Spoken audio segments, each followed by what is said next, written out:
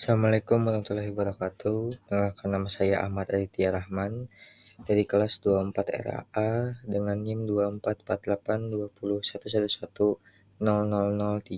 Di sini saya akan menjelaskan tentang sistem integumen, organ mata, dan sistem THT. Yang pertama, sistem integumen adalah sistem organ yang meliputi kulit, rambut, kuku, dan kelenjar kulit. Fungsinya meliputi perlindungan, regulasi suhu tubuh, ekskresi, dan persepsi sensorik. Adapun struktur kulit sebagai berikut. Kulit terdiri dari 3 lapisan utama. Yang pertama ada epidermis. Di epidermis ada keratinosit, yaitu sel utama yang produksi keratin, protein pelindung kulit dan rambut serta kuku. Terus ada melanosit yang menghasilkan melanin, pigmen yang memberi warna kulit dan melindungi dari sinar UV. Dan terakhir ada sel Langerhans dan Gray-Stein berperan dalam sistem imun kulit. Yang kedua ada dermis.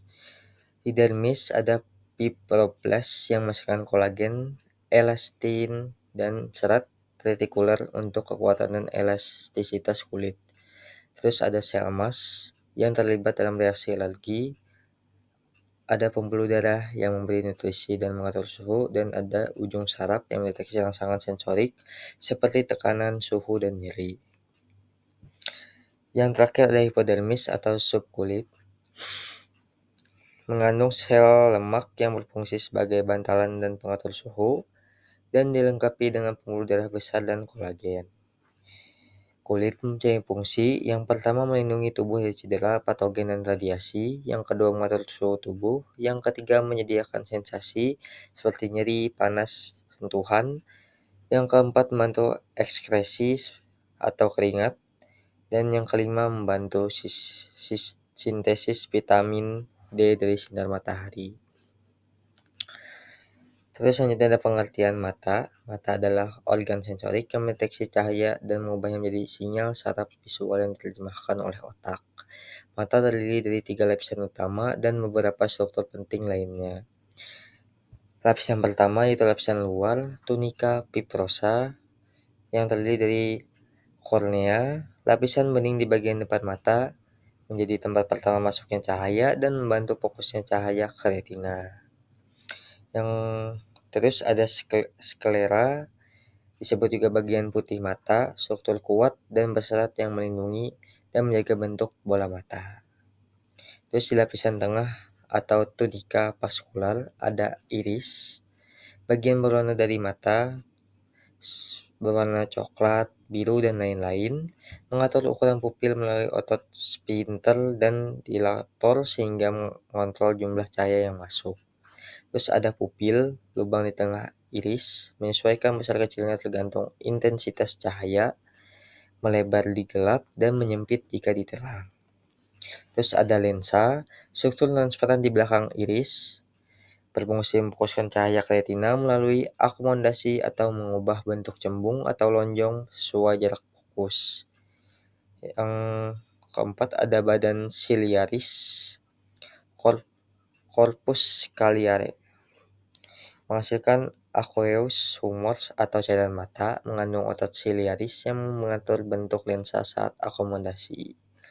Terus ada koroid, lapisan penuh pembuluh darah di antara sklera dan retina, dan membantu nutrisi dan oksigen ke retina. Terus ada lapisan dalam, tunika nervosa. Yang pertama ada retina, lapisan sensitif cahaya di bagian belakang mata, mengandung 2 jenis sel fotoreseptor.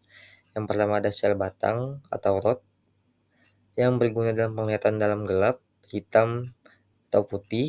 Yang kedua ada sel kerucut atau kon, yang berguna dalam penglihatan siang dan warna seperti merah, hijau, biru. Terus ada fovea centralis, yaitu titik kecil di retina yang hanya memiliki sel kerucut, bertanggung jawab atas penglihatan tajam atau detail yang tinggi. Terus ada papil saraf optik atau bintik buta, tempat keluarnya saraf optik.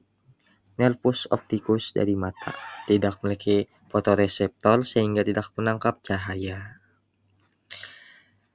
Selanjutnya ada fungsi mata, yang pertama mendeteksi cahaya dan warna, yang kedua mengatur fokus atau akomodasi, dan yang ketiga adalah menghasilkan gambar yang diterjemahkan oleh korteks visual.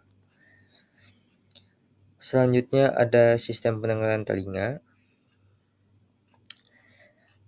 Sistem pendengaran telinga adalah organ untuk mendeteksi suara dan menjaga keseimbangan tubuh. Struktur telinga dan fungsinya adalah sebagai berikut. Telinga luar menangkap gelombang suara. Telinga tengah berfungsi telinga tengah ada tulang pendengaran atau malleus incus stapes yang mengantarkan gerakan ke koklea.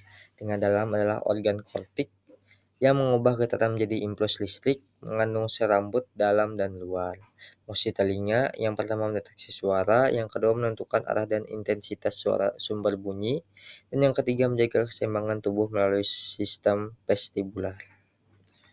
Selanjutnya ada pengertian hidung. Organ sensorik yang mendeteksi bau melalui reseptor olfaktorik. Bagian-bagian dari hidung ada epitel olfaktorik yang berada di atas rongga hidung, sel olfaktorik, yaitu reseptor bau yang ada di silia, dan saraf olfaktorius yang mengirim sinyal ke otak. Fungsi hidung antara lain adalah mendeteksi zat kimia di udara atau bau, membantu pengecapan, memicu refleks seperti bersin, dan terhubung dengan pusat memori dan emosi.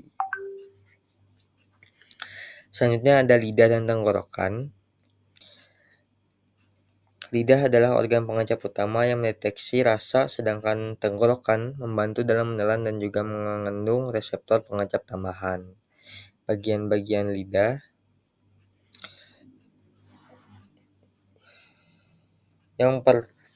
bagian-bagian lidah, papila pengecap, mengandung taste-bud. Yang pertama ada palata atau bagian belakang lidah yang merasakan rasa pahit, ada fungiformis ujung lidah yang merasakan rasa manis dan asin, foliata sisi lidah yang merasakan rasa kompleks, dan piliformix yang tidak berfungsi untuk pengenyapan.